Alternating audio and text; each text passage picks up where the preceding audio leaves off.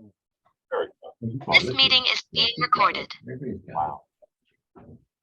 Good evening, ladies and gentlemen. It's 6:02 p.m. Welcome to the August 2022 City Council meeting for the City of Point Arena. Please bear with us. We're having some Zoom update difficulties among the council members, and I'm assuming that the public might be too. It caused us a little a little trouble getting our Facebook link on. So if you're joining via Facebook, welcome. But we're having some instability issues, and we'll try to correct them on the fly. With that, can I get a roll call, please? Gina. Councilmember Wasserman. Yes. Councilmember Kugel. Yes. Councilmember Dobbins. Yes. Vice Mayor Berkey. Here. And Mayor Ignacio. Yes, here. Also present are? Also in attendance, our city manager, Paul Anderson. Do we have Jenny, not Snow? Special projects manager, Richard Shoemaker, and deputy city clerk, myself, Gina Jeevis. Thank you for that. Folks, I think you'll recognize that we're flying without a city attorney tonight. Is there anyone on staff that might reach out? She might be having. He is trying to get on right now. Okay, so we'll read her in as soon as that comes about. I also want to just note that I don't see the sheriff on here. That's good to know. I'm actually not seeing the participation. Oh, there it comes. Wow. Do we have more participants than Pat and Donald from the ICO, or is that it right now, Paul? Okay, that's fine. I'd like to turn this portion of the meeting over to Vice Mayor Berkey. Thank you.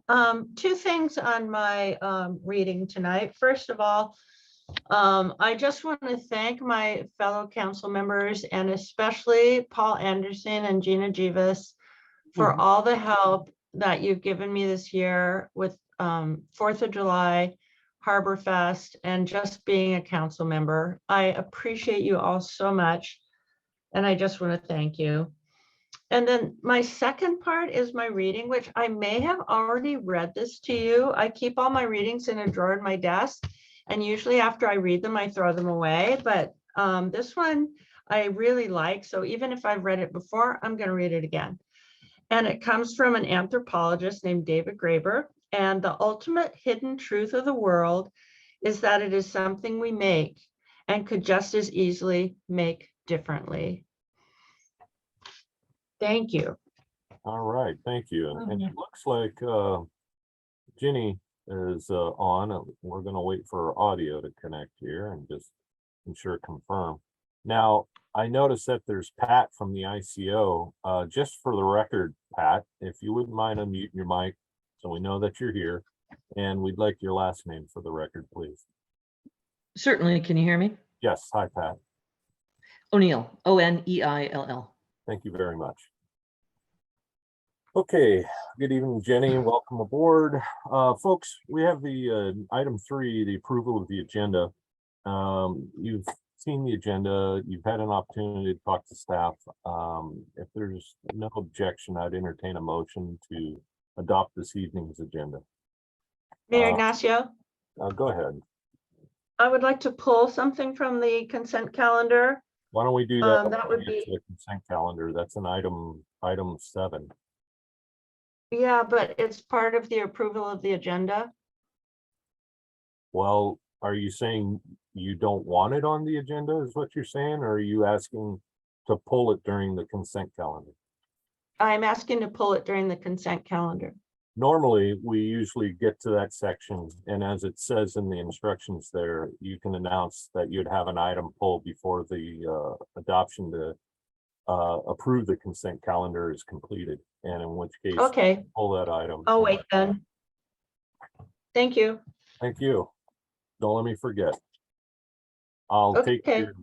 your motion if you'd like. Okay, I'll move to approve the agenda.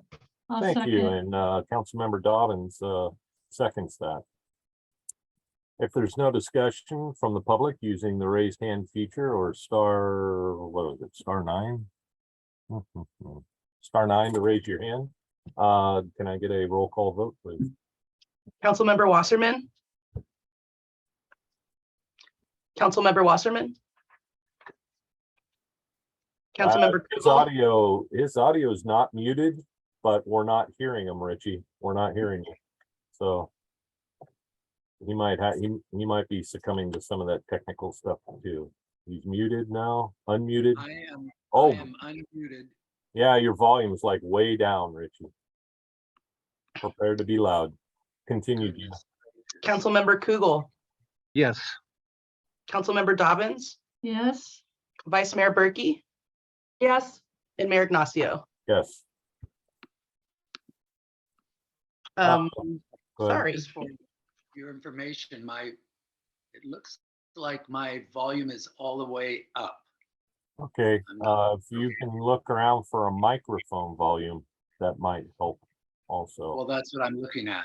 Now it's starting to normalize. It looks like you're getting a little better. You can speak louder. We'll know you're not yelling at us. Okay. There you go. That's better. Item 4, Motion. Mayor's report and announcement. Typically, we have Sheriff Kendall giving us a report tonight, or Lieutenant Comer, neither of which appear to be available for the meeting. So if they show up later, we'll read them in for this item. As such, we'll just continue on to item 5. Are there any council reports? Yes. Vice Mayor Berkey. This month, last Friday, we hosted the California League of Cities Redwood Division monthly meeting in Point Arena, and they were here for the afternoon and the evening, and some even spent the night and spent the weekend with us in Point Arena. And we had a really good business meeting. And then we all toured the lighthouse and the cove and had dinner together. And it was a really fabulous day and a great networking opportunity to meet our partners all through Northern California. Excellent. Richie. Barbara? Yes, and just to add to that, I would like to thank Barbara, and as we all should, for the excellent job she did in organizing all the events here, organizing the food, bringing the snacks, and providing dessert for our wonderful dinner, which was catered by Gama. Thank you, Barbara. You're welcome, Richie. Thank you. Does any of the ad hoc recycling committee members want to give a quick update about our meeting? Oh, sure. I can do that. Can you hear me all right now? Yes. Yes. Much better. Yes. The ad hoc committee members met with the addition of Mitch McFarland and Jeff Giving. And we had, I think, a very productive meeting and determined that there will be some improvements to the facility down at the Cove to provide for not only better service, but perhaps reduce the amount of non-recyclables left in the recycling area. There are a number of those that I'm not sure if my memory will serve me, but one is better signage. Perhaps we're going to get new bins, new 4-yard bins. Not only are better looking, but easier to use and cleaner. And perhaps we'll be doing a slightly different method of recycling, where we'll be separating the various items, plastic, glass, paper, and so on, so as to not only educate users, but to make it easier for the pickup and recycling of those items. We hope this will make a difference, and everyone was in agreement that we can make this work. So that was the basis of our meeting. Thank you. Thank you for that report. Councilmember Dobbins. Yes, on aside of that, we talk about, community education about recycling and stuff as part of the agreement with the Recology and people. And I've done a little bit of a reach out for some participation with the schools and with the help of Lena Bullimar. I have found that there's great enthusiasm for the schools to have some participation in education things and the kids doing things, and I'm very much looking forward to it. And I think it's going to be a lot of fun and very productive to have the children of the community involved in this. Great, great report. Thank you for that. Any other council members with committee reports or city related business? Okay. We're going to move on to item 6. This would be privilege of the floor. This is time for members of the public who wish to be heard on items that do not appear on the agenda. Council policy is to limit each speaker to approximately 3 minutes pursuant to the Brown Act. The city council will not be taking action on items that are brought up. With that, if you can use the raised hand feature or *9 on your telephone, I will give you a few moments to do that and you'll be recognized. We'll ask you to say your name for the record and be welcome. Okay, I do not see it. I want to confirm with staff, you're not seeing raised hands either, right? Please, staff, make sure you're also checking chat in case there's something going on.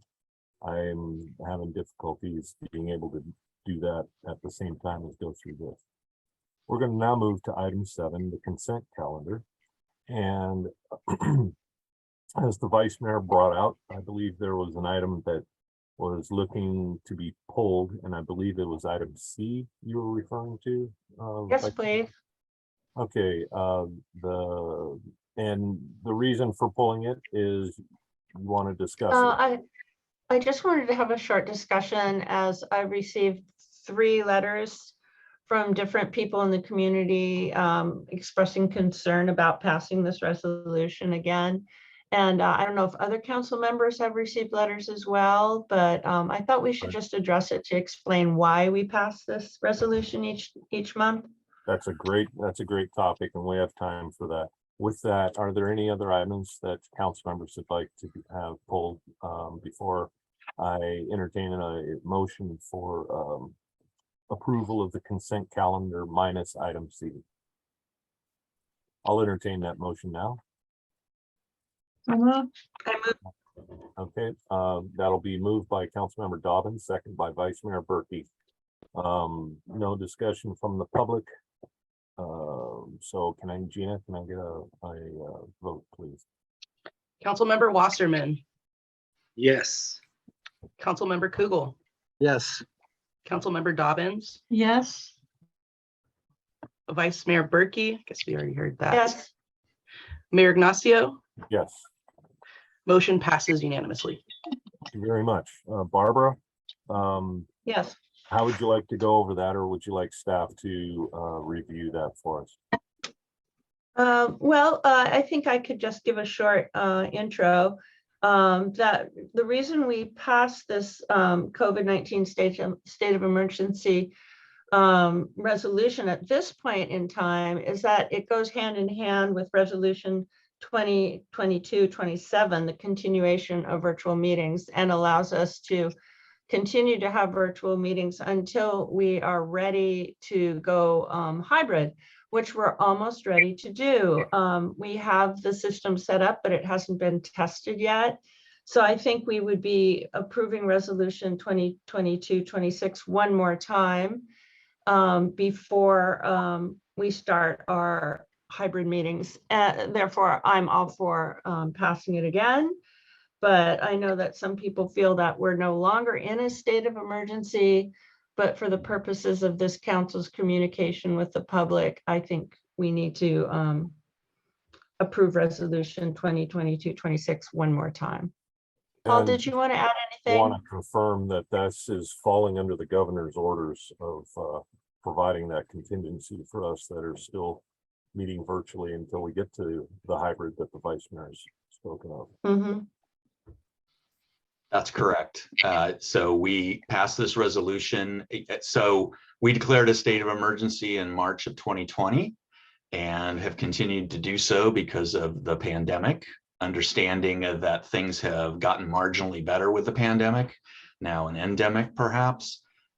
There is questions about continuing with emergency resolutions, and for us, basically the main reason, as Barbara said, is because so that we can continue to meet virtually.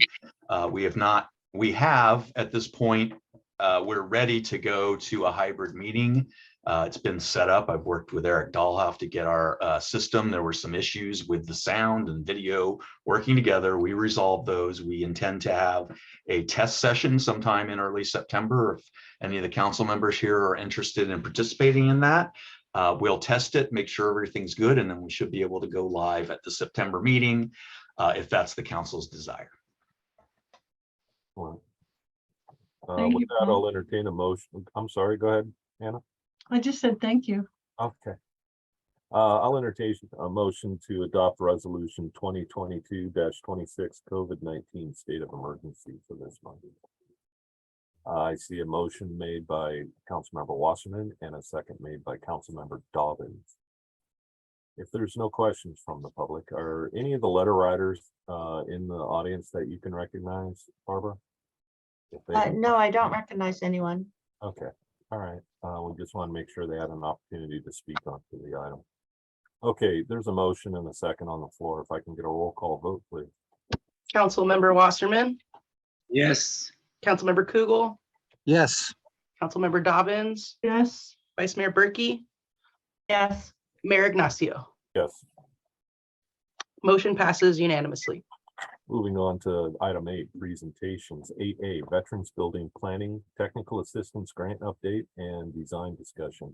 Get a staff report, please.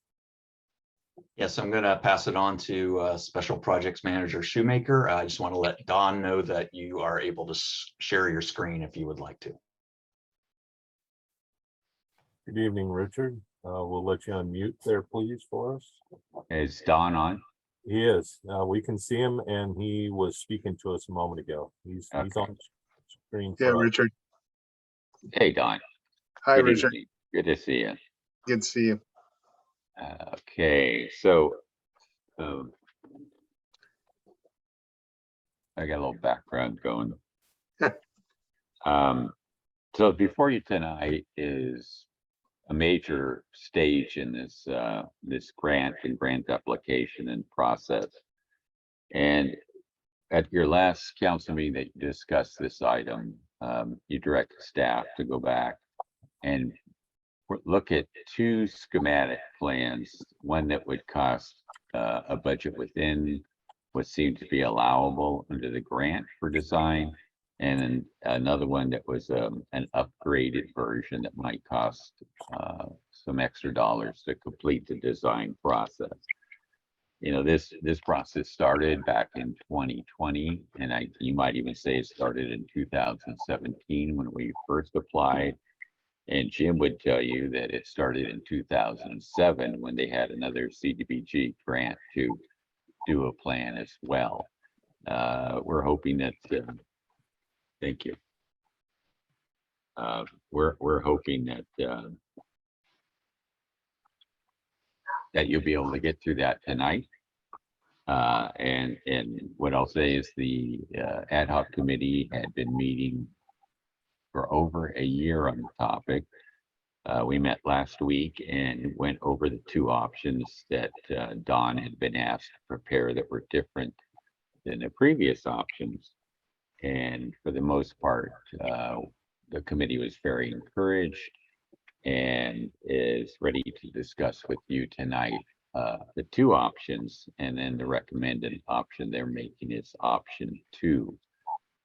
I don't know, Don, if you want to say something at this point, please go right ahead. No, I'll let you take the lead, Richard. You have the presentation, do you not? Or because I I do. don't have. Okay, I don't know. I It's getting me do. worried there a little bit. Okay, so in your packet is a copy of the 2 options and a cost estimate.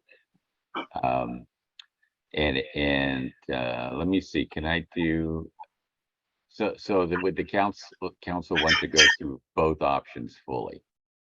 I can put them up side by side if you like. Let's take a straw vote. Is there any council member that's looking at option one at this point? You can change your mind as we go forward. Raise your hand if you are preferring option one that's in the packet. Those council members that are interested in option two, please raise your hand so we have an idea of where we're going. I see 1, 2, 3, and 4. And Kugel, are you option one or option two? I'm not sure which is which. Option one is the cheaper one without the pop out in the kitchen. Option two is the enhanced updated version that we discussed at the last meeting. Got it. More expensive too. Thank you. Which number, or do you want to go through them both? Well, I have some thoughts about both of them that I'd like to be able to comment on before committing to one. Two is the more expensive one, the pop out one. Yeah, by about 500,000 more. That I would say that I'm more interested in one. Okay, Richard, you have your information. Let's start with one, please.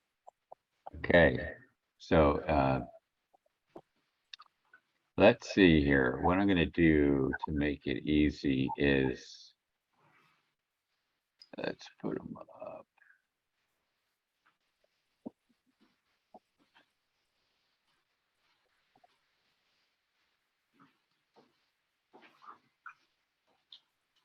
Let's see, I'm going to minimize you guys in the corner. And we have option one, okay. And I will enlarge it. So I'm going to cut off as much of the white space as possible. So I think this gives you a pretty good view of option one. Can everybody read that on the council? If you can't read it, wave your hand and I'll have them.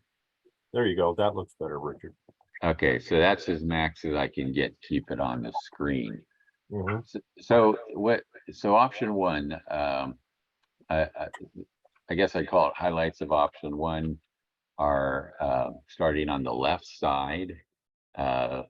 This office number 3, I'm putting my cursor on, is currently under control of the courts and sheriff's department, will become a city office.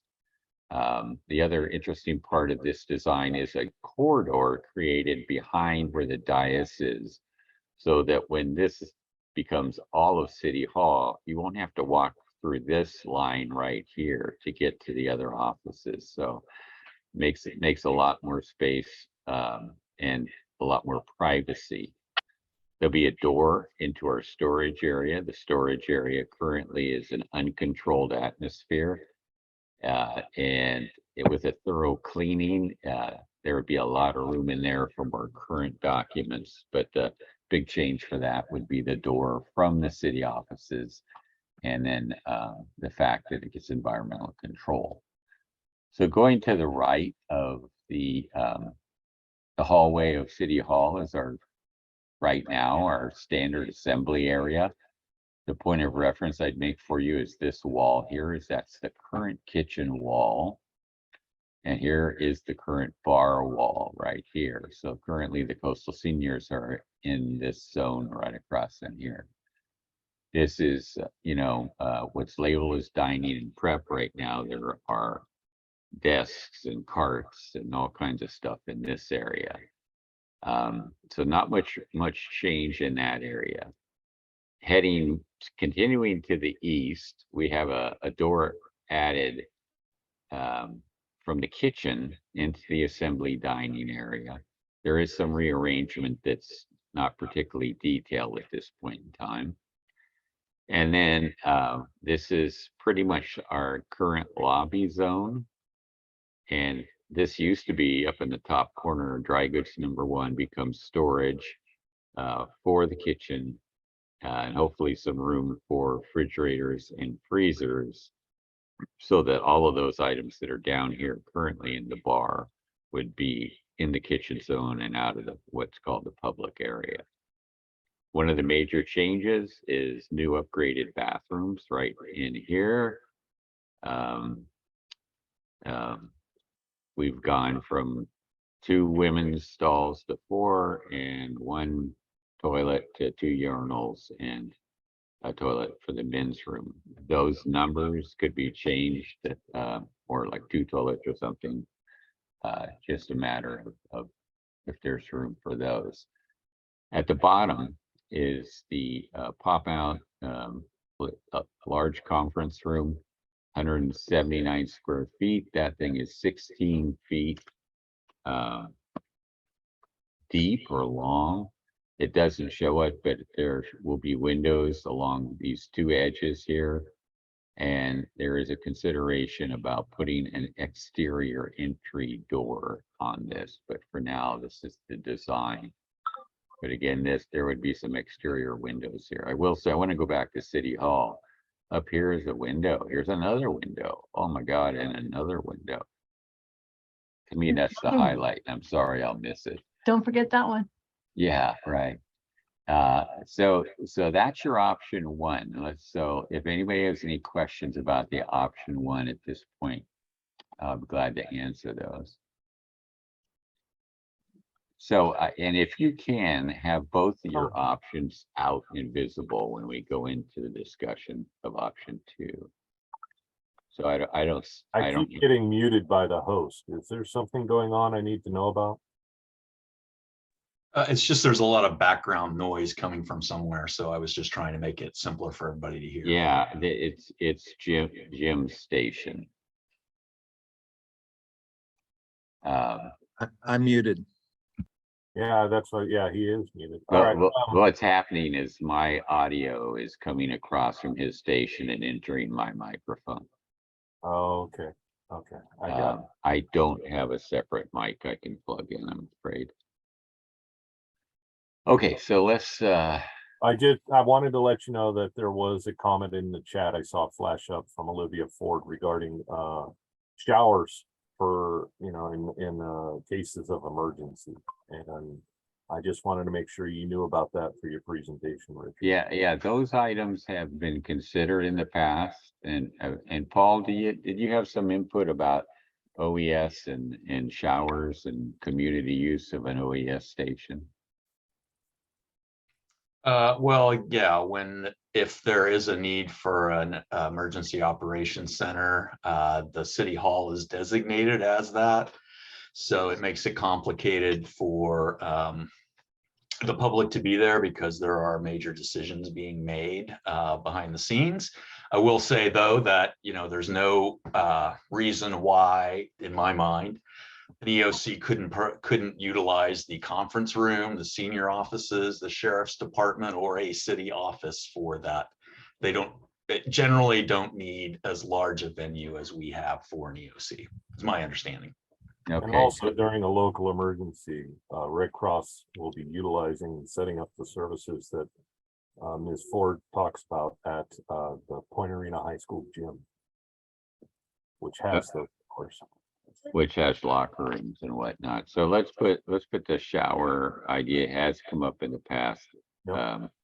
I'll note it, and anybody can definitely bring it up about placement of those. So I'm going to go to option 2. Let's see. Let me try that again.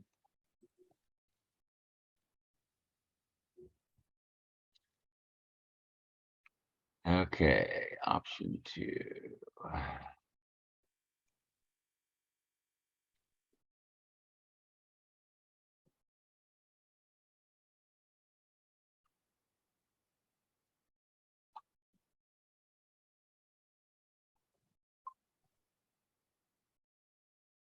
Okay, so does that fill your screen? That looks good.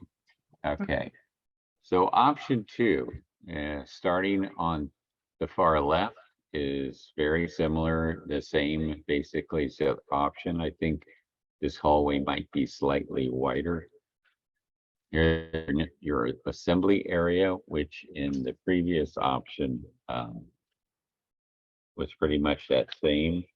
Actually, in the previous option, that area was 1,560 square feet, where this is 1,480, not a lot of change. To continue the same way I did before, the kitchen has been reconfigured.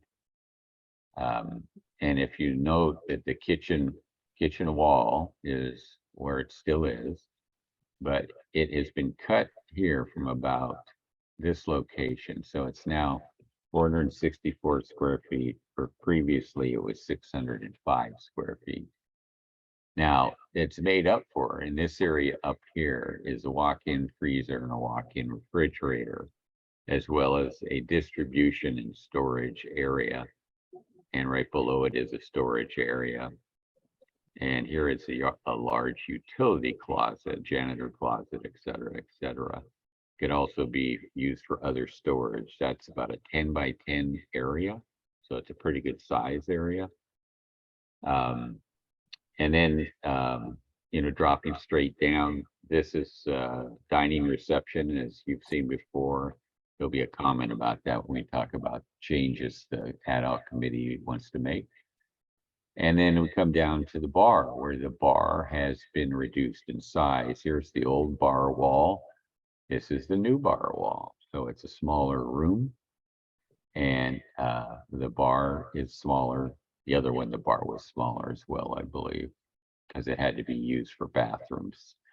So here's a small storage area there. Bathrooms are split, one on each side.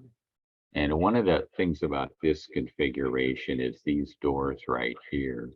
There's been requests before for events that are happening on the weekends, either BLM or the charter school or the environmental education group had used the parking lot and the land outside, and with no bathroom except for the porta potty available.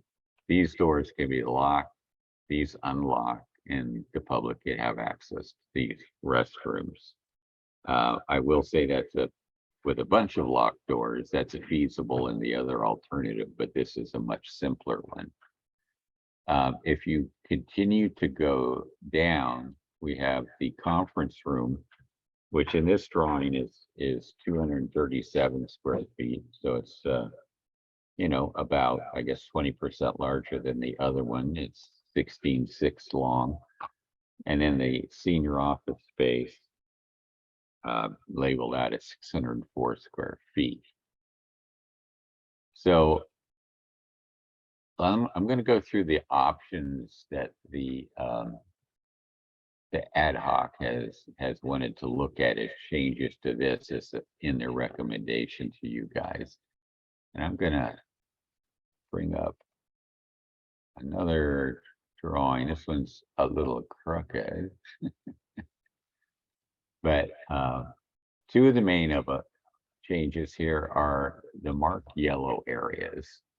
And this would be an elimination of this set of panels and doors. Okay, we're not seeing Not what getting you're it. intending to show, sir. Okay, so it says I'm paused. So let me try new share. Is it in now? Yeah, we can see the yellow, yeah.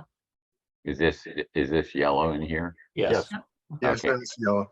Okay, great. So basically, this wall would be removed. There's always a possibility of accordion doors, but they're not always that great. And then the enclosure for the bar being removed. So this opens this area up to be more space. So basically, it probably adds another 120 square feet to this area here. So overall, you'll have an area this big for community events without the kitchen. And the bar would also be set up as the coffee service area. So we would eliminate the hodgepodge of stuff up in this corner, the assembly area. So this one dramatically opens up the assembly area. And really does take a lot of the pressure off the kitchen, freezer, storage, and all of that by having this area here. Plus, it's a place where deliveries can come in. Currently, our deliveries come in through these doors. and make their way across these areas in here. The other change is this 604 office space be reduced to the size of option 1, which is 445 square feet.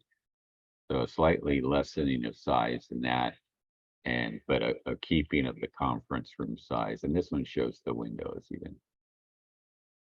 So one of the comments in the chat appears to be, there's been discussion over the last 12 months about public computer usage. Was there a reason why? I mean, I could see it being incorporated into this building design relatively anywhere, but are you in a position to address that? Do you remember that from previous meetings, Richard? You know, I think that was definitely one of the items that made the list. Right. And I don't know how to explain this comment I'm going to make. I guess it's an opinion. You know, the library is an open public place that people go in and out, and it's pretty typical. At this point, this place is pretty well utilized during the day in all spaces. I'm not sure how that would change. I mean, you could set up some stations over here, but you know, that's up to the council, and it's probably something that could be dealt with. I mean, if you want to incorporate it into the conference room or carve out another spot someplace else, you certainly could do that. Well, I have a I'll let the public speak to that when you're ready to take public comments. So right now, can you speak with Councilmember Dobbins? Certainly. Oh, I was just gonna ask is there an inadequacy to the computer Designated area? yeah, at the library? I mean, is that not efficient for the community? Is that why there's comment? I'm not sure. I have It's in the chat, and it's brought up, I believe, by former Councilmember Ford. And it was a topic of discussion in the early phases in previous meetings. So it was just wondering why it was omitted, and we'll allow her to speak to that if she chooses to. Thank you. When we open up to the public. I would suggest that it wasn't I mean, semantics, I guess, but it wasn't included. There has to be choices made in use of space. Okay. Any other comments or questions from council members? Okay, if you're prepared, Richard, we'll open this part up to the public. I think Jim was starting to speak.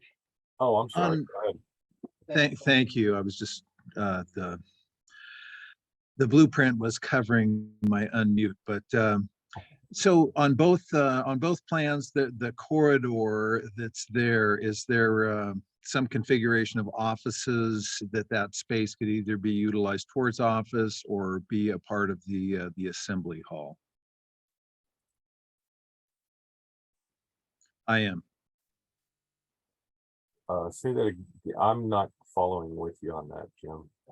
There's a corridor behind where the dais is currently is. The hallway and to the city offices? Yeah, and is the interior dimension of that corridor is how much? Dawn, can you speak to that? Yeah, can you hear me? Yes. Yes. It should be 5 feet for wheelchair access. You need the door width plus 18 inches to the side. So 5 foot is a minimum width of that corridor. So with the wall, the width of the wall, it's almost 6 feet. Right. Out of the assembly hall, and I'm just wondering if there isn't a way to put up with having the doors open into the hall, or have the doors open at both ends, and do something with the 100+ feet that are in the middle, the smallest middle office. That's my question. Okay. Presently, they go from office to office to office, and the comment to me was that they thought it was pretty inefficient. They were losing office space rather than assembly space, and that's where the suggestion to create a corridor there came from. And so I wasn't talking about having all of the offices open, but just having access to the hall. Not to the hall, to the assembly hall. But there is. Well, there's doors on either end, Jim. Unless I'm not understanding what you're referring to. There are doors on at both ends, but there's an office in the middle that would need access to the hall if it was to remain a separate office. And it has the door on the plans we're looking at? or- Yes, Okay.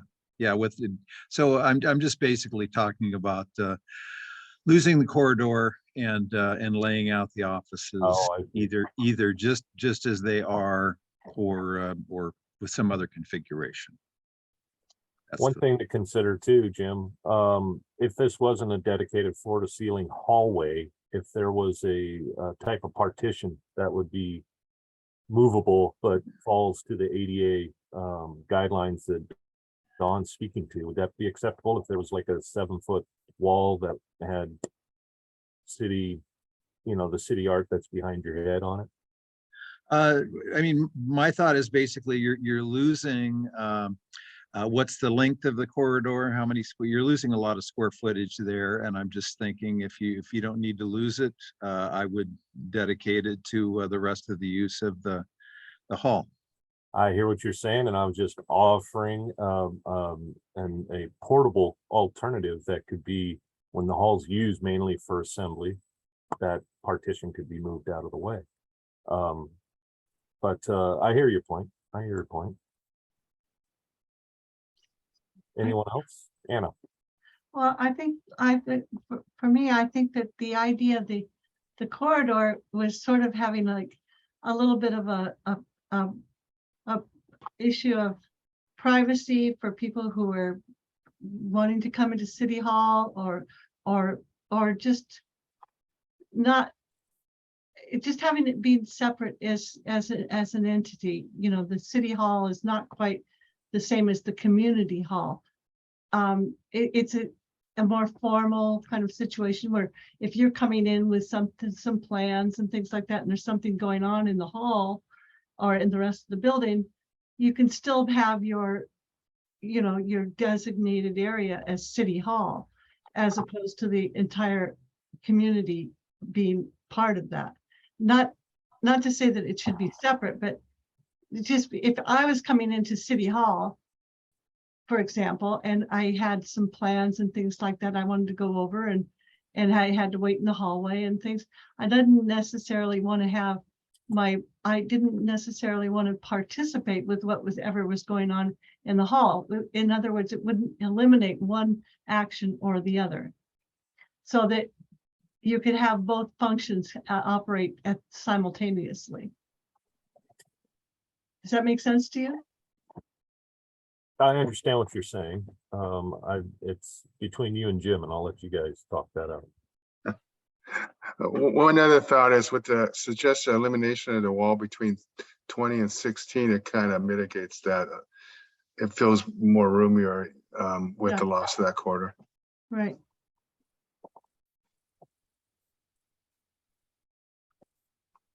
I was about to make that same observation. Okay, Richard, back to you, if that's all right. Okay, Do you have more for us at this point, or would you like to hear from the public now? now, if you have any others, I don't have anything else to add to this. I guess what I would say, with a decision tonight, Dawn would actually be able to start the process of creating not just schematics, but an actual design and try to fulfill the requirements of our grant, which is to, in the end, have a package ready for bid for a city hall or a community center renovation. And with that, I would gladly entertain other questions. Okay, and before we go, since we're on this highlight, the word assembly and the word dining, you see those on your screen there, Richard? Yes, Double doors between assembly and dining, and what it looks to be like barn doors, shutter doors? What are those to the bottom there? So, Is that an accordion door? yeah, if they're- you- go ahead. Okay, they're just movable doors that stack. You call them a barn door. Or they could be glass doors. They're just sliding walls, basically. Is there any reason, Dawn, why we wouldn't want to have that entire wall, the way it's presented there, be an accordion door that could retract into its own housing? Well, the housing would be part of that wall right there. The accordion doors aren't very good acoustically. Okay.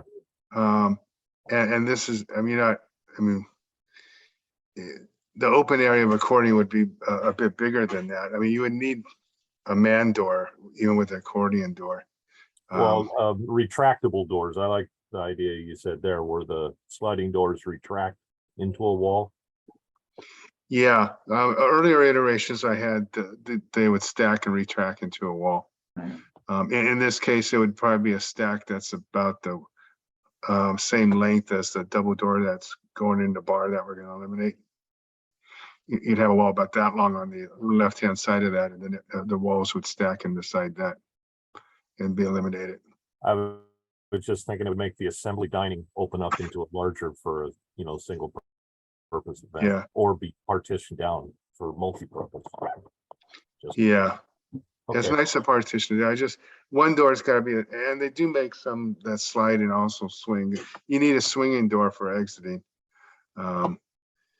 Unless I could justify the other doors being enough exits, which I don't think I would be able to. So, Okay. Any other comments before we open it up to the public from staff or the dais? Just if Barbara wanted to make any other comment as part of the committee, I know Anna has.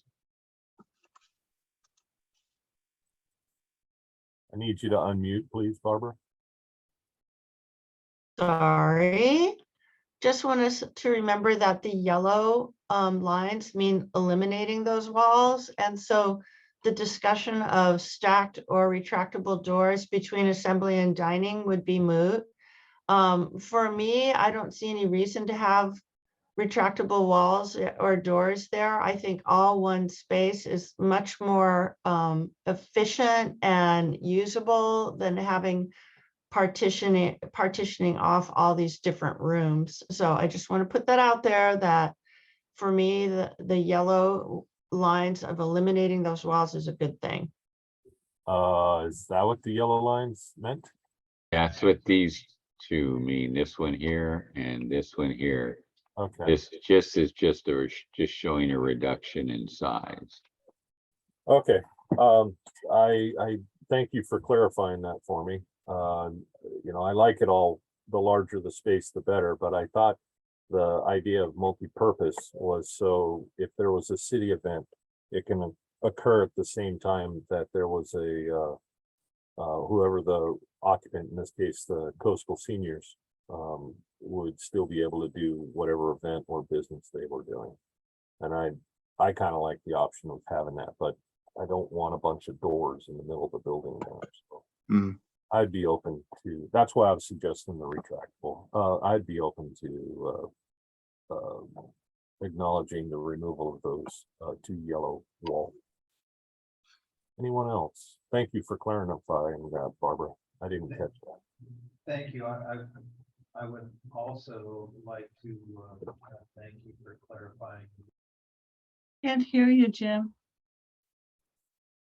Try unmute one more time, Jim. There you go. Oh, it muted. Thank you. There you go.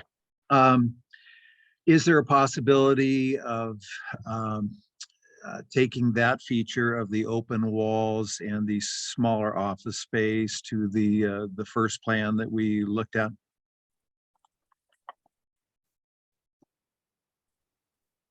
Are you able to pull that up, Richard? The first one? I figure that's probably what you're working on. While you guys are dueling microphones.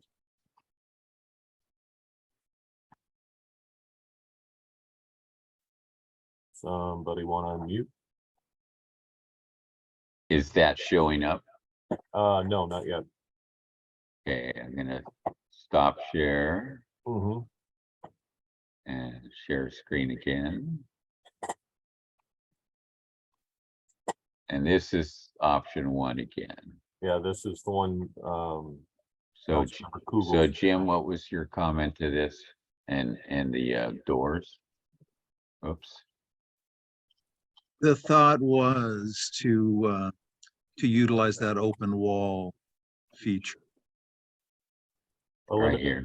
That wall and the other one that goes along the bar, just basically. Yeah, so basically the wall between 12 and 15 and 18 would be eliminated, and Correct. 15 and 18. Uh-huh. That's the question. Yes, thank you. Well, certainly that could accomplish that opening of all this. That would provide the pop out for the freezers and the opening up of the bathrooms and the lobby for outside events on occasion. Right, we're just focusing, the question is, can we do the same yellow line elimination to this option? Oh, yeah. If that's available. I know we're gonna talk about the east part of the building here shortly, but Yeah, Mr. Kugel's question was just, can we do that? Like we were suggesting in option 2. right. Yeah, it's the same difference. Yeah, it can be done. So the structure of this building is the supporting walls are out here. So all the walls that are in these areas are just dividers, basically, and conduits. So there's nothing structural about these walls. The only thing is that hoses most of the HVAC and whatnot above that lowered ceiling in that section over 18, 15. And Yes. Yeah. Yeah, the thought would be eliminate all that. You need ducting for the HVAC, but right now it's kind of constricting with that ceiling in there. Right. Is there any, was there any discussion about whether or not the main hall would have a similarly lowered ceiling for acoustic reasons? And with the crowd you want there, you probably want the higher ceiling. I mean, so we could do acoustical baffles or something if you wish, but the more people you have in a room, the higher you want the ceiling, or you're going to start feeling claustrophobic. No, good point. Very good point. I think acoustically, I think you're better off with the higher ceiling if you're doing music. Yeah. Well, one of the things we were talking about, and there was a point, was the acoustics in the Assembly 12 area. So I like Don's suggestion that there are alternatives we could do after the fact. All right. In this feature, it's going to be a little harder for me, but I'm going to try it. I'm hoping Zoom's going to work correctly tonight. Gentlemen, if you wouldn't mind taking, you're probably going to want to put that back up here in a sec. But Okay. at this point, we would like to have the public use the raise hand feature. You heard what the council is talking about. We're trying to incorporate everybody's ideas that has participated from the public as well as our own. If you'd like to be heard on this topic right now, use the raise hand feature, or if you're on your phone, use *9 and unmute, or actually it'll raise your hand and we'll call on you. I would like to hear from Olivia Ford. Hello. Hi, Olivia. So just to clarify my comment in the chat, to answer Anna Dobbins' questions, correct. The library is not open on all weekdays, and they only open at 10 a.m. and some days they close right at 5 p.m. And so it is not always available to the public to be able to access the internet when needed. And I know when I was on council and we were first talking about this space, we were talking about some just accessibility items for the public, especially given, where we are rurally on the coast. And so just was bringing that up again because I do feel like in 2022, having access to the internet is definitely a very important need because everyone at some point needs it in some way. But also to going back to the emergency shelter comment, to Paul's comment about, the school is set up for a local emergency shelter. Maybe it's not that like additional access needs to be provided within City Hall. Maybe it's like working in partnership with the school to figure that out. But I just wanted to like keep that on the council's radar in terms of like, you know, helping to provide that access. Or maybe it's even like, oh, like there was a day where like people are allowed to come to use one of the computers that isn't always occupied by an employee or something like that, you know. So just wanted to make that aware that there isn't like consistent access to the internet publicly within the Point Arena city limits. So that's all. Olivia, just to follow up on that, Mhm. you said use a computer that one of the employees isn't currently using at the time. That would be in the city offices, and that's just not really an option, if I understand what you're saying. And my second question to you would be, who's providing and maintaining these computers and access in the idea that you're putting forward, just so the council better understands? Yeah, I think it would be just one computer, and I think finding funding for a single computer would be relatively easy to Okay. do. So, and yes, to your point, like I was saying, like, I don't know if there could be more computers than employees in the building right now. I don't know. I don't have that information, you know, so that was more so what I said, not that like, not necessarily being in the offices, but just saying like I have no idea in terms of like old supplies, equipment, if there actually are more computers than employees in the space right now. So I was just noting that like I'm sure there are other options, but just considering the fact that there isn't currently any consistent access to the internet for the public within the city limits. So that's all. Okay. Maybe I could speak of that. You know, we've done a couple iterations here, and some of the features we've kind of abbreviated just to move through iterations. But it wouldn't be much to put a computer either in the senior offices area, over at the dining reception. You see that white area that was going to be for coffee. Now the coffee's going to be at the bar. There could be you know, there's places, and that's maybe a little bit more fine tuning after we decided an option, because it's quite easy to designate a spot in one of those or in the conference room. You know. Yeah. Okay. So. All right. Thank you for those comments, Olivia. Anyone else want to use the raise hand feature to address the public, or excuse me, address the council from the public? I'm sorting through the list here. A quick comment, if I could? Absolutely, please. Just to dovetail off of Dawn's conference area as a possible use, that is still a common conference room. Is that correct? Yes. Yes, it is a common conference room with its right now listed to the area designated 30 as senior offices. Yep. Thank And you. it's the main hall. I did have a question just on this design on both 1 and 2. I noticed the pop out to the south. Is that a double thick wall, or is that just like a CAD add-on? No, it is a double thick wall. The original construction of this building is kind of what's you call it a Butler building, or it's a steel frame building. And they're designed, you know, it's designed in the 70s or 80s. And those type of buildings are kind of really fine tuned to serve the weights that it's designed for. There's really not a lot of latitude to make modifications. So the double wall access, the conference and senior offices or senior offices would be technically a separate building that's abutting the Butler building, which would make this remodel feasible. If I were to attach it to the Butler building, I don't think it would even be feasible with how it was designed back in the 80s. Okay. That holds true for the pop out too in the kitchen. That does hold true for the top area too. Councilmember Dobbins? That was it. That was mine. All right. It's already been addressed. Thank you. Okay. So either Donald or Richard, for the public's benefit that might be just tuning into this for the first time, so we don't get moving too far forward here, assuming everybody understands what we're thinking or talking about. Can you give a brief synopsis of what the council's decision is tonight versus what, you know, both financially the difference between the two plans and getting to a set of shovel-ready plans. This isn't we're not deciding that this is going to be the end product. We're deciding this is the concept we're going forward with. Is that right, Richard? And can you explain, like it says in the agenda, between the fiscal impact of this stage is between 0 and 50,000?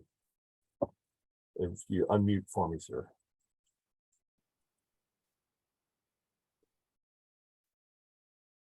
You're still muted. I'm going to stop share one more time All right, to share again. great. And this is now a document that's too big for the screen. That's perfect. You can Okay, roll fine. from there. So, you know, if in the previous iterations, I think we've been through this maybe 3 or 4 times, 3 times at least at this point. The costs are set up by square foot of general use.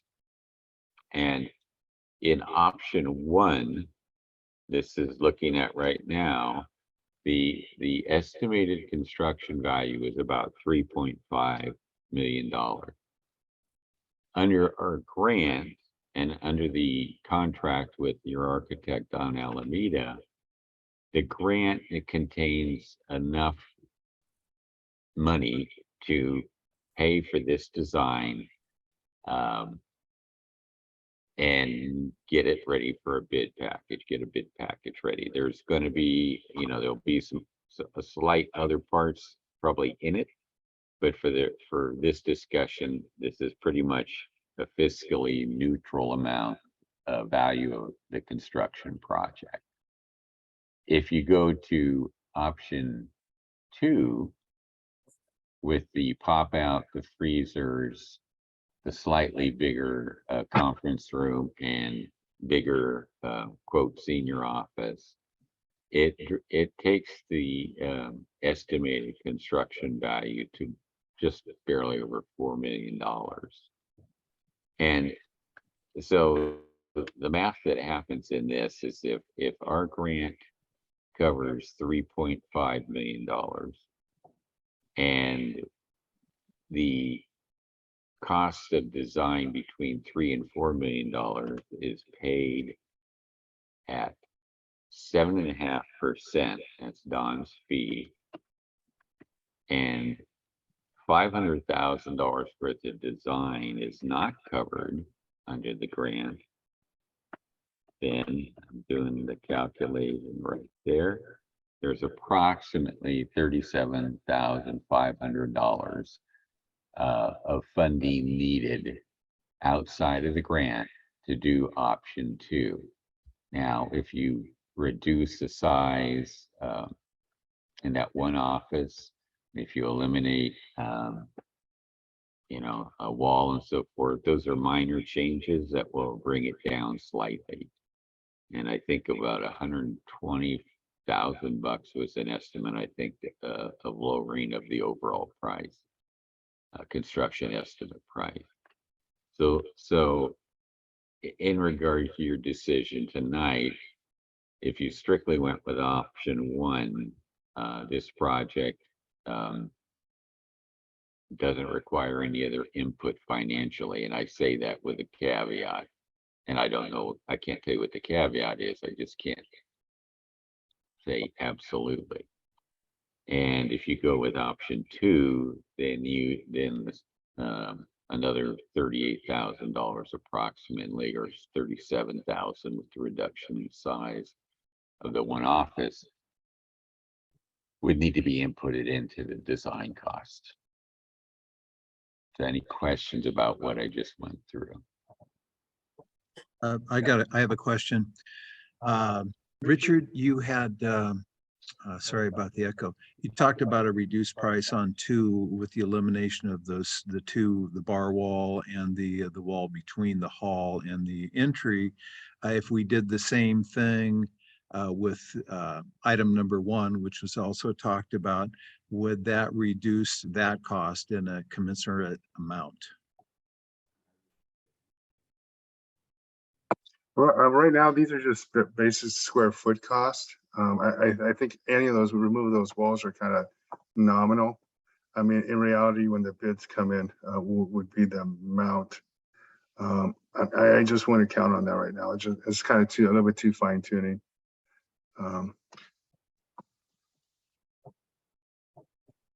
Thank you. Any other questions? I would say, Jim, your general question is valid. I mean, both options, those walls can be taken out. He was asking if the cost would be nominal, similar, I believe is what his question was directed. All right, so, okay. Vice Mayor Berkey. Mayor I'm scrolling Nutt. through. Go ahead. Oh, so I guess the big question is that we should all be asking ourselves is, the additional $37,000 out of pocket costs, where is that going to come from? Well, the other thing was we're gonna, that's something that will be a cost for the term of the project. But it's also $37,000 that you're investing in the future too. That Right. is not gonna be cheaper if we come to this 10, 20 years from now.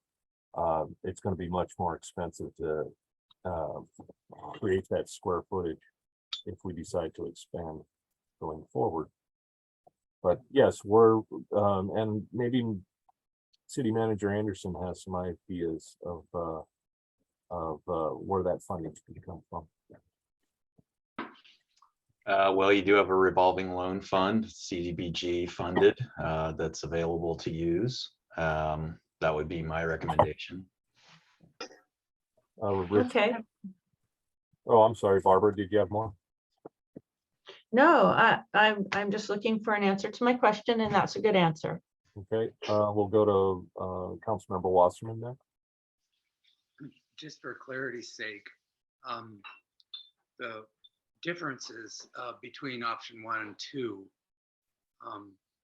are primarily to benefit the seniors. Is that correct? I would say that if you go in this building right now, I think they'd benefit the use of the kitchen. And under the current operation, it would benefit the coastal seniors. But at this point, we have refrigerators and freezers spread all over. Option 1, I think they could be pushed off into that one corner in the storage room area, dry goods area. And in option 2, there's a separate freezer refrigerator setup that eliminates, probably makes it a more efficient electrically operation for the long term of the building. And thank you, Richard, for that. And again, just for clarity's sake, are the coastal seniors contributing to this planning stage at this point? No. Or more specifically, would it be possible to make up some or all of that 37,000 through the coastal seniors, perhaps might be able to access other funding opportunities to cover that cost? Well,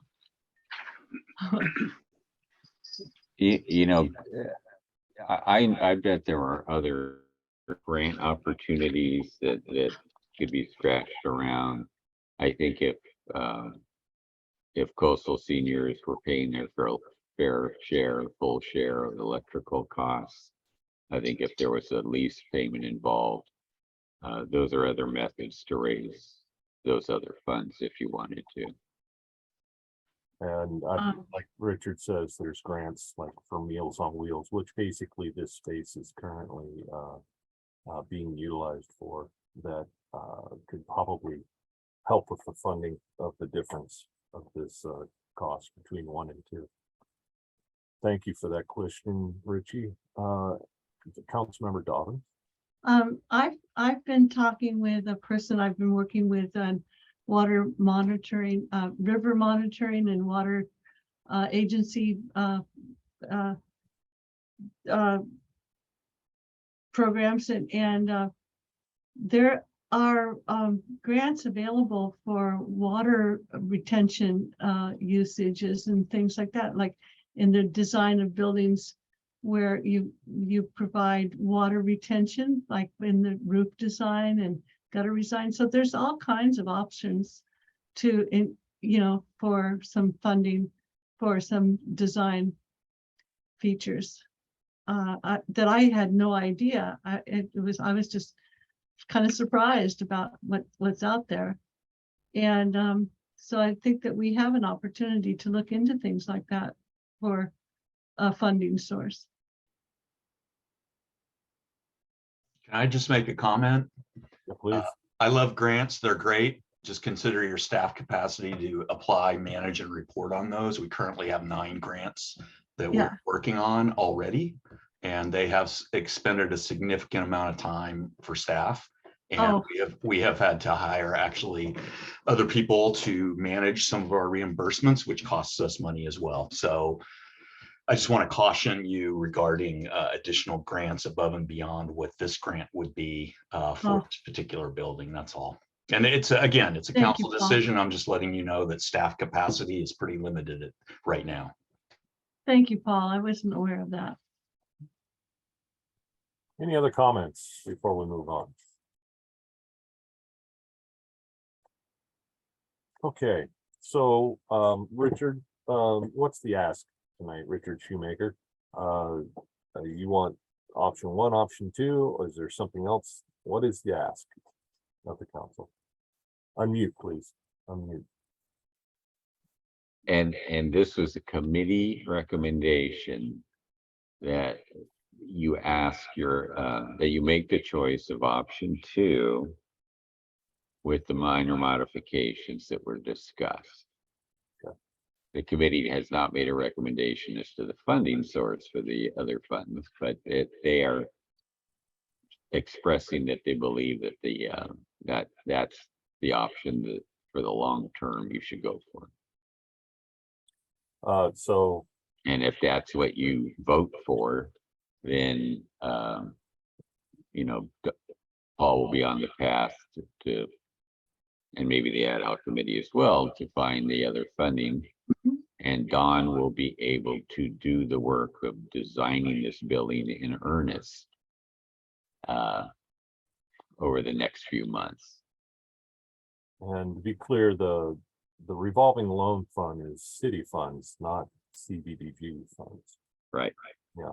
All right. Well, I for one would support the use of those funds. I mean, we've used it for real estate investment in the past and worked out well for us because that is a cheaper way of acquiring funds with, assets with funds that we already have rather than trying to utilize grants like Paul was saying, staff time. I think Anna, those are wonderful ideas and it could still come to happen, but I think if we look at these projects, either 1 or 2 going out in the future, Right. I think the council can make a sound choice. May not be unanimous, but we appreciate everybody's input. Are you ready for the ask then, Richard? He's nodding yes. Okay. So council before us is we're going to take a more than a straw vote. Gina's going to take a roll call vote and you're going to answer with option 1 or option 2 that you're in support of. Does that work for everyone, including staff? Quick question. Yeah, go ahead, John. Just because I don't have number 1 or number 2 written on these little prints here, I'm assuming that 2 is with the outer bump out on the kitchen and 1 is without. Do you have your agenda packet with you? I do. It's under section 8, page 2.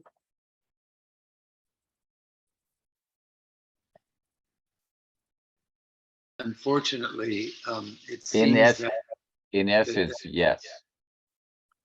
Thank Let's you. say 2 is the more expensive with a total number of 4,067,540. Option 1 is 3,494,540. But Scott, Go ahead, Anna. there's also a reduction in the square footage of the senior pop out as well. So that's a reduction in the price as well. To address Jim's question specifically, option 2, it contains the kitchen pop out. Option 1 has no kitchen pop out. Exactly. Option 2 includes the larger office space to the south And the larger conference room. and the larger conference room. And but the Option 2 sugge- also has the benefit of public access on the weekends to bathrooms. Where Exactly. option 1 could have that, but it would involve locking a lot more doors and be a bit more, possibly a bit more complicated. We're just trying to be transparent, and make sure everybody understands what we're looking at here. Any But it- questions based on that information? Well, I do understand which is which, and but with your most recent comment about the possibility of allowing for a reduced area of the lobby to provide weekend bathrooms for tourists as something that could be talked about later. It doesn't, yeah, that's fine. It came up in this conversation. I was just reiterating it. That was a key point between 1 and 2, was the design of the lobby and access to those bathrooms. Thank you. Okay, staff okay with, Richard, you're okay with the way we're gonna pull this? that's fine. I think you should, in the end, make a motion and follow it up that way. You can do the poll, but whatever wins, make a Okay, motion about it. I would entertain a motion from any council member for option 1 or option 2 to go forward. Vice Mayor Berkey. I'll make an option to approve, I'll make a motion to approve option number 2. I'll There's a second that. Okay, Vice Mayor Berkey makes the motion, Councilmember Dobbins makes the second. So this is a yay nay vote, folks. Richard Shoemaker, Is that including the modifications suggested by the ad hoc committee? Barbara, Yes, including the modifications suggested by the ad hoc committee. and Anna, do you support that as a second still? Yes, I do. Okay, Richard, is that good?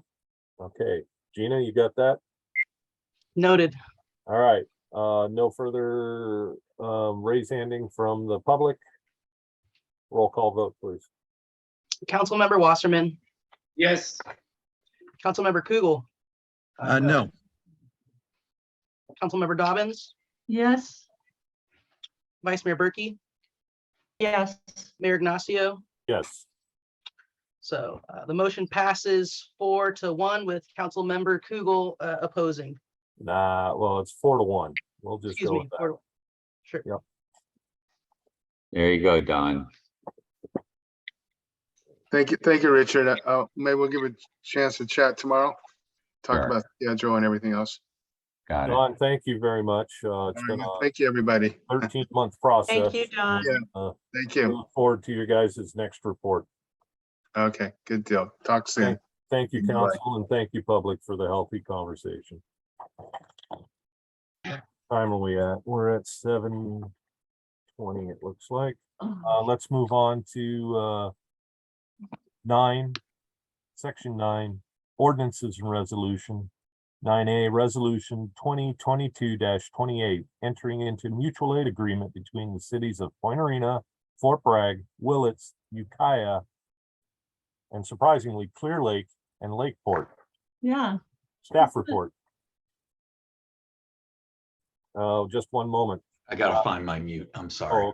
Oh, So yes, as you remember, as background, earlier this year, maybe it was last year, I don't remember, we entered into an agreement with the 4 cities of Mendocino County around water supply and the ability of different jurisdictions to share their water with areas that are in need of it. So that originated from the fact that Fort Bragg was having some issues being able to maintain the amount of water they needed to provide the city.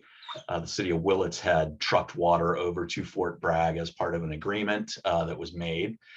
And then the city of, Point Arena and Ukiah joined in that endeavor.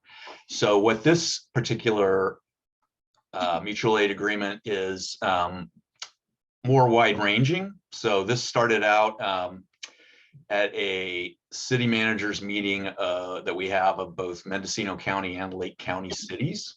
And the issue was raised because of the fact that, Mendocino County and Lake County are susceptible to wildfire inland, that there should be some sort of mutual aid agreement that would allow different jurisdictions to share resources with each other. The particular agreement we have here is voluntary. There's no mandatory obligation to provide resources, especially if, the capacity for those don't exist. It does include the appropriate indemnity and insurance requirements and requirements for documentation of the need and use of the assistance. Your city attorney has reviewed this and voiced her approval. It's relatively non-controversial. It just would enhance the ability of the cities in Mendocino and Lake County to work with each other on mutual aid for mostly natural disasters or man-made disasters. Thank you for that. So are there any questions with regards to the draft that's in the resolution that's in the packet tonight? Not hearing any. If there's any questions from the public, use the raise hand feature now before we entertain a motion. I'll entertain a motion to adopt or deny. I'll assume, Richie, this is adopt. Yes, I move to adopt resolution number 2022-28, resolution of the Point Arena City Council approving entrance into a mutual aid agreement, etc. Okay. There's a motion. Is there? I'll second that. So the motion's by Councilmember Wasserman, the second's by Vice Mayor Berkey. Now, if there's questions or discussions on the motion, now would be the time to be heard using the raised hand feature, or anyone from the council or staff can make comments. Not seeing any. Gina, are you ready for a roll call vote? I am. Please proceed. Councilmember Wasserman, Yes. Councilmember Kugel, Yes. Councilmember Dobbins, Yes, Vice Mayor Berkey, Yes, Mayor Ignacio. Yes. Motion passes unanimously. Thank you very much for your work on this and the other city and with the other city managers in the region, Paul. Good job. Item 10, reports and action items. 10A, contract with the Mendocino County Sheriff's for law enforcement services. Paul, is this just basic renewal? I need you to unmute when you get it on. Thank you. I just can't believe I still do that. Me too. Yes, this contract is the duplicate more or less of the contract that we currently have with the Sheriff's Department. Jenny and I met with the sheriff a couple of weeks ago. He had requested a renewal or an update of the current contract because it expires this year. We met with him. His main concern was the ability to continue to use the Veterans Hall once the transfer of ownership happens. And that was never really a question on our end about whether that would happen or not. We definitely want the Sheriff's Department to stay in the building. We did have some discussion, the perennial discussion about the use of our funds and the use and the service level provided to the city of Point Arena for the $100,000 that we contribute to law enforcement services. That's an ongoing issue. One of the main problems that we've had is, that the sheriff's had, is that there is not currently and has not been for a couple of years a resident deputy on the South Coast, and that diminishes our ability to receive services because most of the services are then provided out of the Fort Bragg substation. And as we know, the Fort Bragg substation is at least an hour away from us. So if somebody calls in an emergency or anything from Point Arena, unless there is a deputy in the area, it will be at least an hour before anybody gets here. And that is discouraging to residents of Point Arena because why call them if they're not going to be here for an hour? And we tried to alleviate that by telling people to call no matter what, whether they're able to get here or not, because the sheriff needs to know what's going on in the area. What we've talked about with the sheriff is he is currently, according to him, has 2 candidates that are a possibility for becoming a South Coast resident deputy. And both of them, the hang up has been the availability of housing. One deputy has a family and would like to purchase a house in the area and has not been able to find anything affordable for his salary. and the other person has not been able to find anything to rent. And so what Ginny and I talked with him about, and which I think is a good idea, is if he's able to find a resident deputy who wants to start working, we can provide a couple of options possibly. One being if we were able to find a place where a deputy could reside or stay for 3 days, and another deputy could stay for 3 days. They would have some, not permanently living on the South Coast, but have the availability of somewhere to stay so that they can stay on the South Coast instead of returning to Fort Bragg, Willits, wherever they come from. And then the other option is over the years, we have received more in COPS, the community oriented policing program. We have been able to build a bit of a reserve for public safety. We've been receiving about $120,000 a year in this grant, and the contract with the sheriff is for about $100,000. So we built up a reserve. There is a possibility of coming back and discussing a city contribution towards some sort of stipend for housing or other elements in order to attract somebody in this area to be able to rent and stay. So other than that, there are no other changes, and those aren't changes. Those are things that have been in a contract before, but are continuing discussions. Thank you for that report, Paul. Yeah, as we are talking about it, for those folks out there that don't have a copy of it, this is a 5-year term from July 1st, 2022 to July 1st, 2027, approximately 500,000 over that duration. We, as City Manager Paul Anderson explained, we do get the grants to support this for the city and law enforcement in the city. One thing that I would like to talk about in a future meeting, Paul, would be to see about utilizing existing city property, i.e. the old city hall that sits above the firehouse downtown, and be refurbished for that 3-on-4 off pattern for housing. And if we could use some of that public safety money to possibly upgrade that building for such a purpose, that would be something I would like the council to consider. So before you tonight, folks, is the resolution for the next 5 years with the Mendocino County Sheriff's Office continual service. Is there any discussion that needs to be had for this item? Not hearing any. Is there any questions from the public? Not seeing any. I would entertain a motion to approve the contract with Mendocino County Sheriff's Office. The motion would allow the city manager to execute that contract. I'll approve. So moved. Okay, Anna Dobbins is the motion. Vice Mayor Berkey will be the second on this one. Thank you. There's no questions on the motion. Gina, can we have a roll call vote, please? Councilmember Wasserman, Yes. Councilmember Kugel, Yes. Councilmember Dobbins, Yes, Vice Mayor Berkey, Yes. and Mayor Ignacio. Yes, Motion passes unanimously. wonderful. 10B, annual review of the ESD calculations for sewer. Paul? Can you unmute, please? I still can't believe you're doing it now. I should just leave it off. Okay, so the every year, so an equivalent sewer district, so that everybody understands, is just a term of art, which means the amount of wastewater used by a single family dwelling. And so each house in Point Arena that's connected to the sewer service is charged 1 ESD, and the charge is made on the property tax rolls. So each year somebody gets their property tax that lives in the city of Point Arena and is connected to the sewer system. That charge is on the property tax and is paid as part of the property tax. And then the county funnels that money to us two times a year to pay for the expenses of our wastewater treatment facility and the repair program of that. This year, we have some increases in the number of ESDs. I want to say that, you know, a single family residence is 1, a multifamily residence would be however many units. But when you get into commercial establishments like restaurants, cafes, bars, markets, there's a higher intensity of wastewater usage based on the use of those facilities. And so generally, those are the changes in the ESDs that happen unless new developments have come online, like the Cypress Meadows development, which does not happen very much. So we've had new businesses open in the past year. Center Street Market, Gamma Restaurant. I'm forgetting the other, I'm sorry.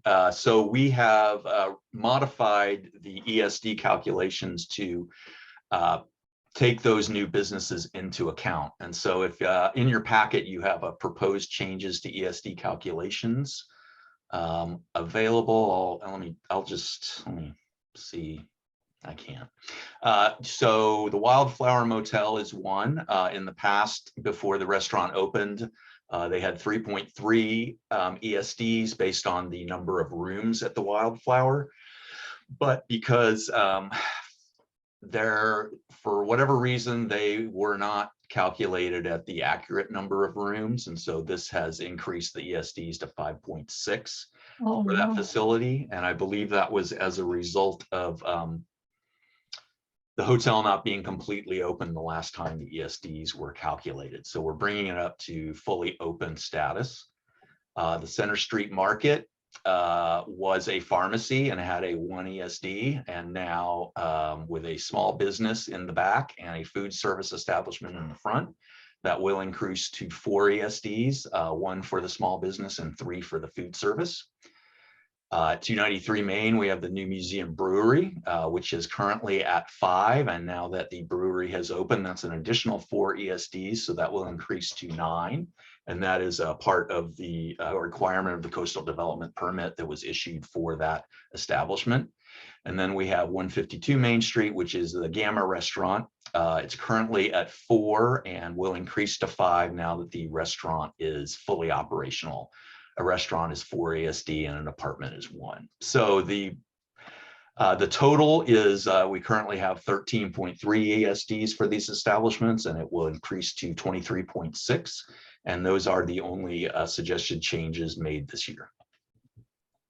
Is there any discussion points on this from the council that you'd like to be heard on? How about from the public? Anyone from the public?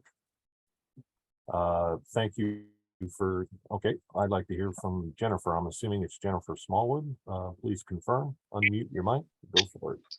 Yeah, it is Jennifer Smallwood. I'm not looking at the paper, but I read it before the meeting, and if memory serves, there's the price for septic or sewage is calculated every year. And so the price could go up some amount every year. And I was just wondering, because looks like it hasn't last year and it's not going to, does that mean that eventually we're gonna get like double the price or something or whatever? I mean, I'm just wondering how that works over time, if all of a sudden you realize, oh my God, we need to charge way more than we are, or like, why isn't there just a little bit every year? Or, I mean, I'm fine with Jennifer, to fill in those blanks for you, what you read on that, I believe the monthly charge for 1 ESD is $69.12 a year. Or no, I'm sorry. Yep, year. Yep, most property owners pay 12-month rate for 1 ASD calculates out to $829 per year. So yeah, $69 a month. Yeah. So I can answer that. About 7 years ago, we conducted a rate study that had not been conducted in quite a number of years. We conducted a rate study and established rates for the next 5 years. And so that was done by the Rural Community Assistance Corporation. We did a full hearing. It has to be publicly noticed as what's called a 215 or 218 hearing, where people can object. There was not much objection, and the city council approved that rate study. And so for the years, I believe 2018 through 2021, or 2016 through 2021, I'm sorry, there were additional increases every year of about 2 to 3%. We are in the middle of needing to do another rate study. And so for the last fiscal year and currently for this fiscal year, there is no change in the sewer rates. They will remain the same until we are able to complete the rate study and then take it out to a public hearing and get approval from the council at that level. As far as the, we haven't raised rates in 2 years, and in the third year, it's going to be a huge increase. That's not something I would necessarily like to see, and it will also depend on the study itself and what they recommend. They generally create 5-year plans, and so I do remember the last plan that was done, I believe, had an option for higher rates, and the council decided to use an option for lower rates. So there is that ability to decide how much, what percentage increase there is each year. And generally, again, it was in the last study about 2 to 3% per year. So I would not anticipate much difference with that. There was a large increase on the first year of the last study, and that was because it had been literally many, many years since the rate study, since the rates had been raised, and the sewer plant was losing money because it did not have the funds coming in to operate. And so that's why the rates were increased. Okay, I like the first scenario, that this one where we jumped because we weren't really watching until we had to raise a lot of money all of a sudden. I don't like that one as much. So hopefully we can stay on top of that better and not have that the big increase. That would feel a lot more like responsible. Thank you. Thank you, Jennifer. Anyone else? Okay, I'll entertain a motion to, how is it, do you have it approved? Let me read that. Entertain a motion to approve the annual per parcel ESD adjustments as presented. Richie Wasserman makes the motion. Is there a second? I'll second. Vice Mayor Berkey makes the second. Any discussions on the motion? Not seeing any. I'll ask Gina for a roll call. Councilmember Wasserman, Yes. Councilmember Kugel, Yes. Councilmember Dobbins, Yes. Vice Mayor Berkey, Yes. Mayor Ignacio. Yes, Motion passes unanimously. thank you. 10C, waste hauler franchise annual CPI increase. How about a staff report? And do we have a representative here tonight, Paul? I'm not sure if Fred Stemler had told me he would be here, but I don't know if he is one of the people on here, like a phone number or anything like that. Okay, well, hopefully. Do you want to provide a report for us, please? If he's I not- shall. So our franchise agreement with Recology has a provision that allows an annual rate increase based on the Bay Area CPI by October 1st of each year. Last month, Recology notified the city they intended to increase garbage collection rates by 6.8% for the period of October 1st, 2022 through September 30th, 2023. And that's wrong in the staff report. And that news rate schedule was attached to your agenda summary. Additionally, Recology is also seeking to add charges to the rates for residential customers with multiple recycling containers. There would be an additional charge of $8.65 per container after the first container. And for commercial customers, there would be a $25 charge per recycling container or a $50 charge per bin above the first ones. There are also new charges for replacement cans and bins. And that is my report. So I spoke with the city manager earlier and I noticed the CPI that's quoted in here is 6.8.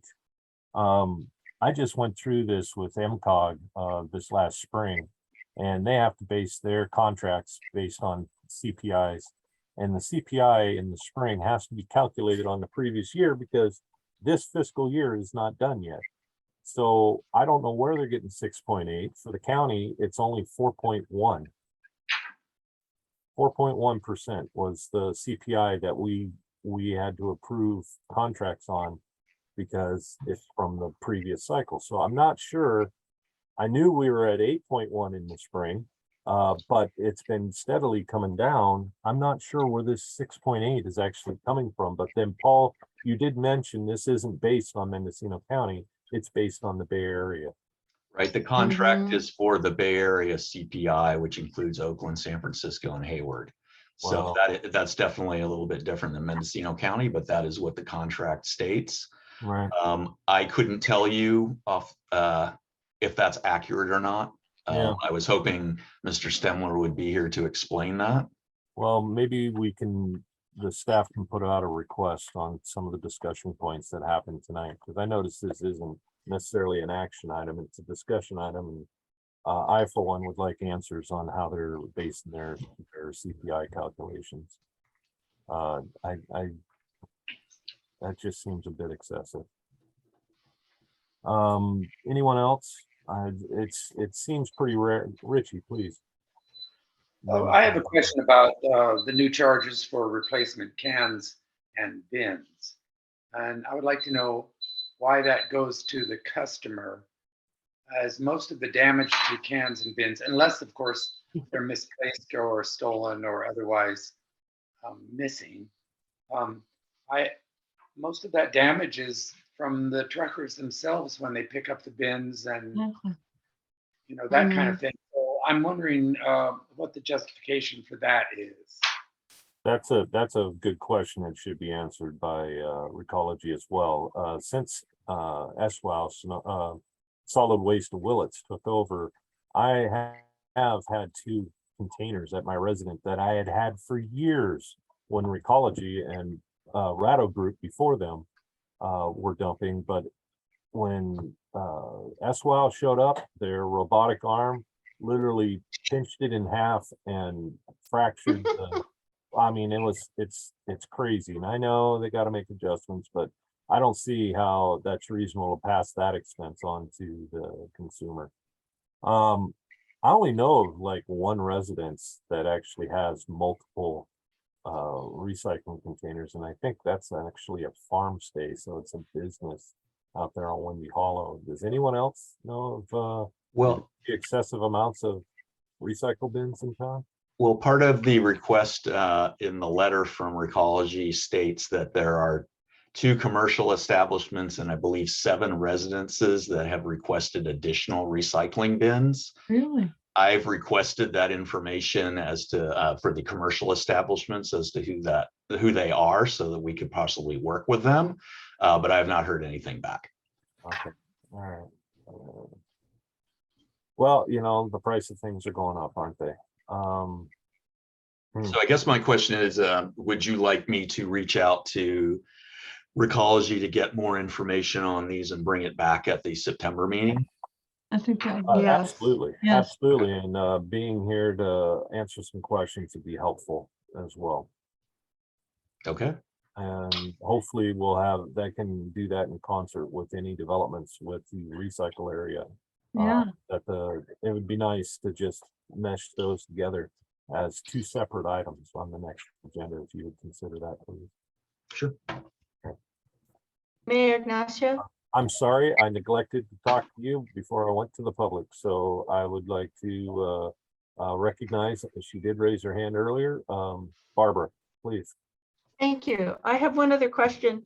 In the analysis, it says for commercial customers, there would be a $25 charge per regular recycling container and a $50 per bin above the first ones. So we're a commercial customer, City of Point Arena. So does that mean our bins at the Cove, we would be charged $50 more for each bin beyond the first one? Is that rule going to be applied to us as well? No, I talked to Mr. Stemler about that, and he assured us it wouldn't apply to the city's bins at the recycling center. And we do get, under our contract, we receive 2 bins at no charge, and those bins, I believe, are at the Cove for trash. The dumpsters we have at the Cove for peer-related trash are not charged. Well, that's good. Thank you, Paul. I'd like to swing back. Oh, Vice, let me get my name straight. Anna. Is we talking about the recycle center bins or just the city's bins separately? Paul. About the recycling bins at the pier, those are not, there's no charge for those by Recology or SWOW. Thank you. Thank you for clarifying that. Any other council member before I go to the public? Jennifer, you want to raise your hand again? Yes, I did. Smallwood, hi. Yeah. Hi. is the company that picks up trash in Point Arena, the company that also does San Francisco? Or is that why they might have been using that number? Do you know? I don't know the origin of that. That's a very old provision in the contract that goes back to the early 2000s, I believe. So I don't know how that was reached or why that's the case, but that is what is in our contract through 2027. I think that was grandfathered in from the previous group, Ratto Group, before they got merged with the company that's now known as Recall It. Yes. So that's older boilerplating that they probably did for their outside. It makes their numbers easier, and unfortunately, it's a little harder on us. Okay, well, I mean, if it's the same company, then we shouldn't have any problem with them setting up this, like the state wants us to have, like more recycling and recycling food waste and compost and all that, because San Francisco has an amazing recycling composting operation. So if it's the same company, they should be able to do that for us, because at the last conversation with them, there was a lot of conversation about how that was going to be really hard and challenging and stuff. And since then, I've seen the information about what they're doing down there, and it's crazy. I mean, it's amazing. So if it's the same company, we should get the benefit of that and not be So paid more. is staff able to verify that, or Jennifer, is that something you can dig Yeah, I into can and just go let us online and know? find out. I would appreciate that. Paul, would you be able to get up, Gina or Paul, some updated information if that is the case, please? Yeah. That would be great. I will note that we have discussed organic waste collection with Recology in the past, and it's not for them cost effective is the excuse that we have received for not providing composting service, and also where the compost goes. Currently, Cold Creek Compost in Ukiah is the only facility, and as I understand, they're reaching maximum capacity. But again, that is something negotiable in the next contract, and it is something that has become mandated by the state, Yeah. and should be something that's included in our contract, I believe. Yeah, I mean, it's the state. Yeah. It's not like they get to pick and choose where they apply the state laws. I mean, they got to do it here too. Yeah. Okay, is that a decision item or a report discussion item? All right. Right, and so I've been directed to find out more information and bring it back at the next council meeting. So directed. Okay, thank you. And thank you, Jennifer, for helping us with that too. All right. Pardon me. Item 10D, appoint delegate to League of Cities Annual Conference for September 7 through 9, 2022. That's in 2 weeks from now. Paul, you want to give us a report on that? I think it sounds. Yeah, so the California League of Cities, also known as Cal Cities now, has an annual conference. It was held virtually the last 2 years. This will be an in-person conference again. The purpose of the conference is to network with other city officials and elected officials. There are a number of sessions that are provided about timely topics for city government, and it's a very good way to find out more about being a city council member and all of the various issues that come up before us.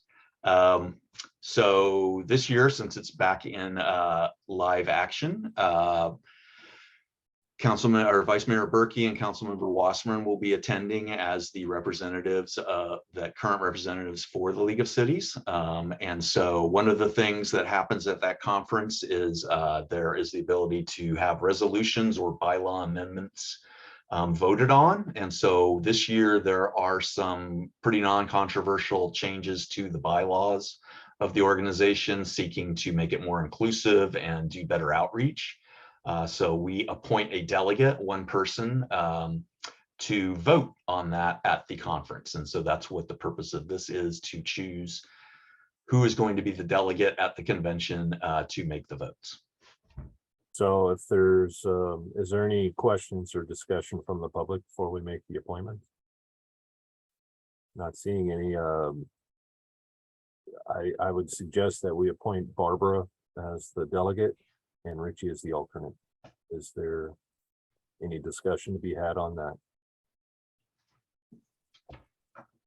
Well, I'm always the delegate, so why doesn't Richie be the delegate and I'll be the alternate? Does that work for you, Richie? Like, what? You need to unmute, sir. I know. Richie, Richie. unmute. Can't hear you, buddy. Gotta unmute that. Richie. Unmute, Richie. I would be glad to serve as that voting delegate.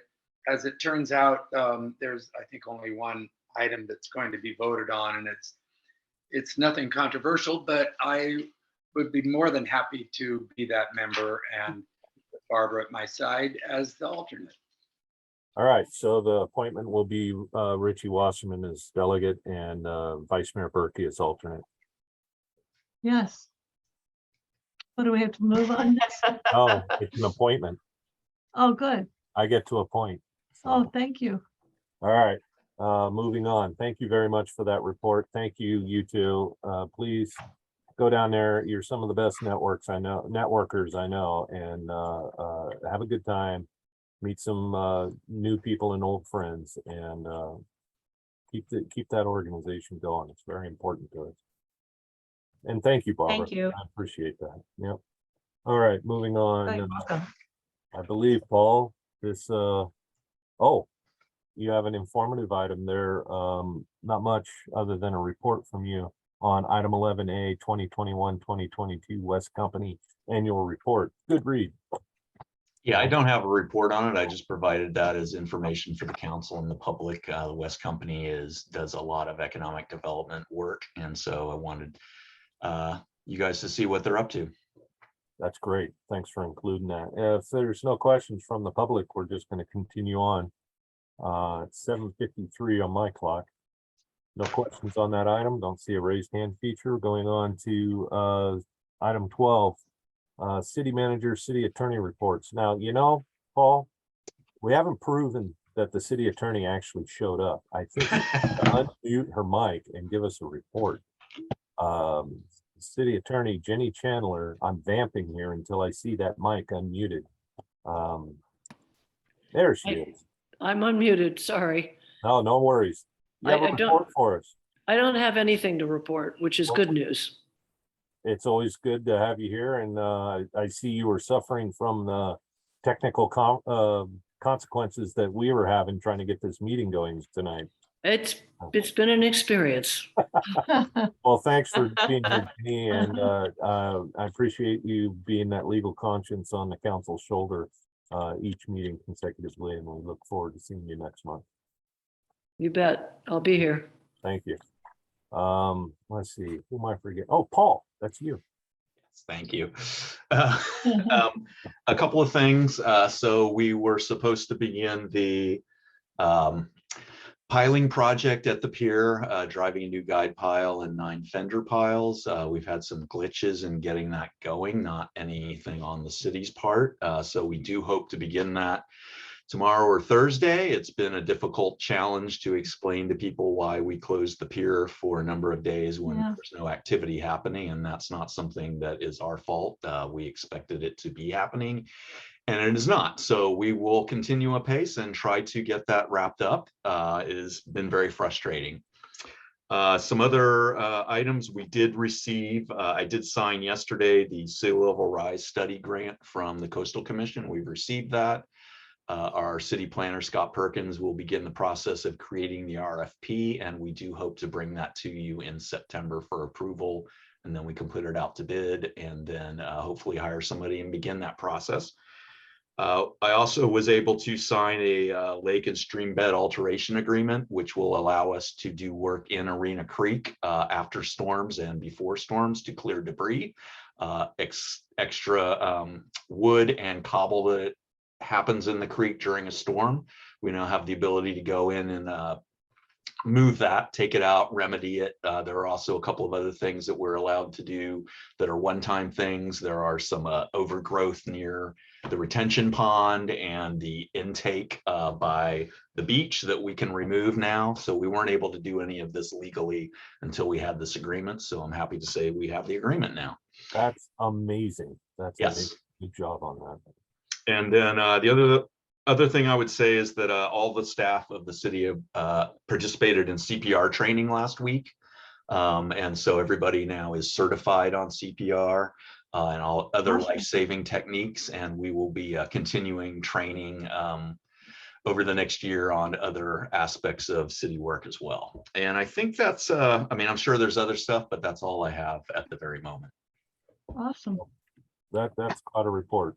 You've got a few milestones there that have been, ever since I've been around, wanting to see taken care of. So good job with that, Paul. Thank you very much. Folks, future agenda items you can expect us to consider in the next 45 days. Well, first off, the next meeting's on September 27th, 2022. In the next 45 days, we're going to be considering a coastal development permit for 140 School Street, APN number 027-091-1.